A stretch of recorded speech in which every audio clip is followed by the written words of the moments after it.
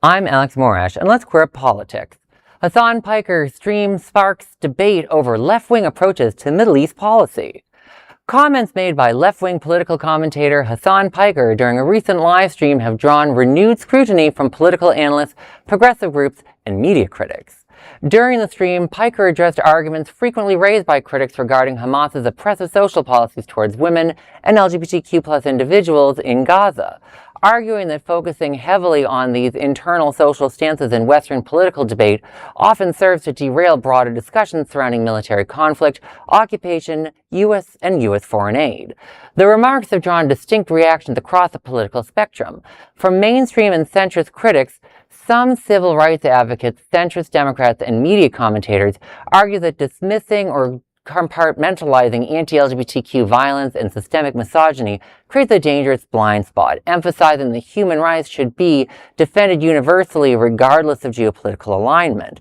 From left-wing advocates and supporters, progressive defenders maintain that Piker's commentary is rooted in an anti-imperialistic framework that prioritizes ending civilian casualties and military intervention, arguing that highlighting social policies in war zones is frequently weaponized by Western commentators to justify ongoing military actions.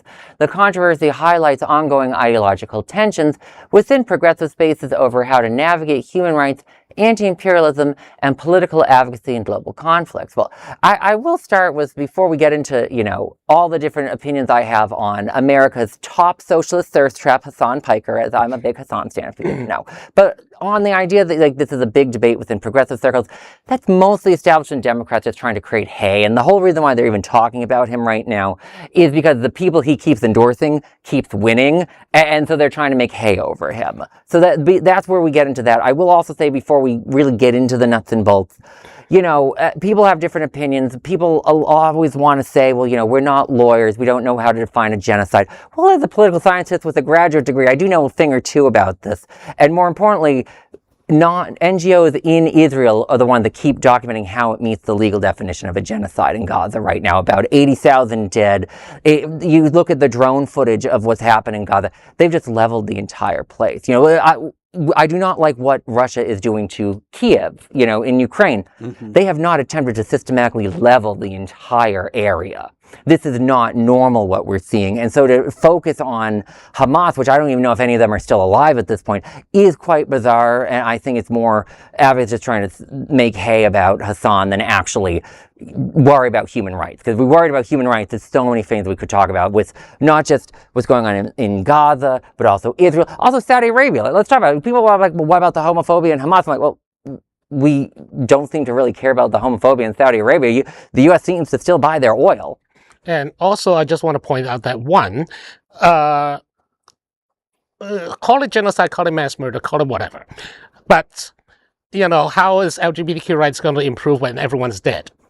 And secondly, from the international relations standpoint, there is this ongoing pinkwashing idea that somehow, if that we should use aggressive action to punish other communities for not being supportive of LGBTQ rights, but those efforts almost universally backfire because they are now associating gay rights with the people that attack them.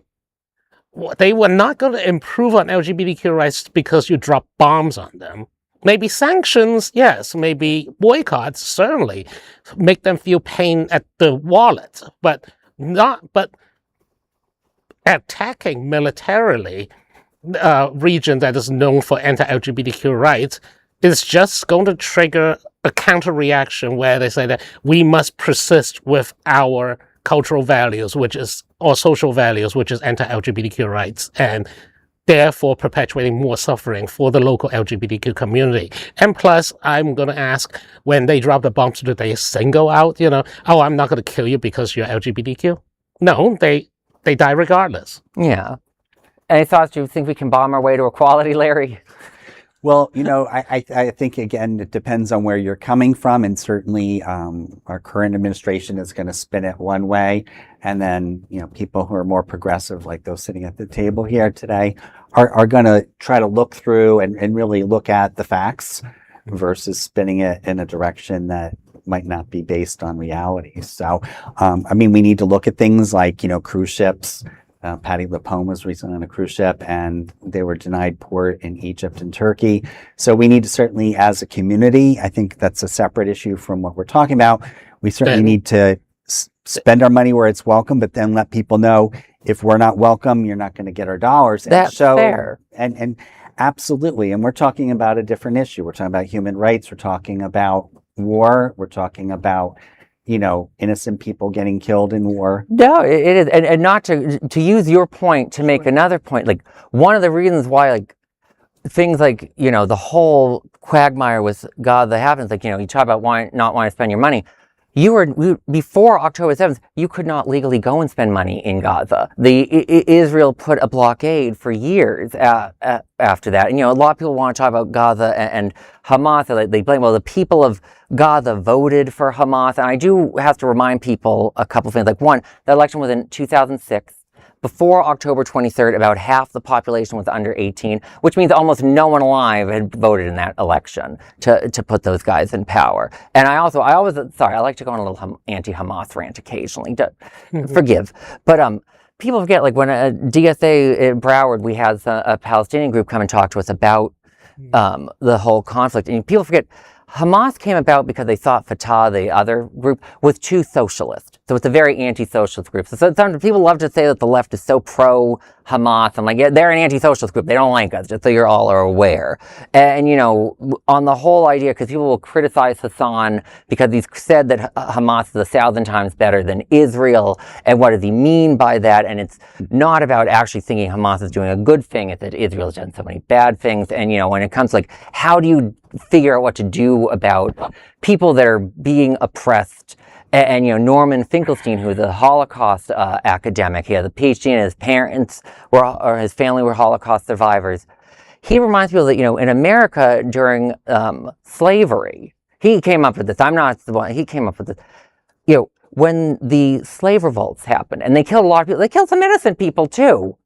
The abolitionists didn't go and condemn Nat Turner and the slave revolt. They condemned slavery. If you do not want these evils to happen, make a better world, emancipate people, give people the ability to control their own destinies, No, that was, I like that background that you provided. And I think, we need to sort of sit back as a culture, but, worldwide, and try to encourage, maybe trying to understand where people are coming from. And I know that sounds very almost childish to say something. No, I'll end this on a light note before you send us out, Larry. Well, I'll just say, for one thing, if we could all agree, go find some shirtless photos of Hasan Piker kids. You're going to enjoy them. Do it for Alex. Just watch his stream, just stare. He's not shirtless anymore. You got to go find the photos. I have a feeling a certain someone at this table is going to use AI after this broadcast and see what that looks like. There is no other queer nonprofit media platform like this in the entire world. Support our LGBTQ stories by sharing them and subscribing to Queer News Tonight.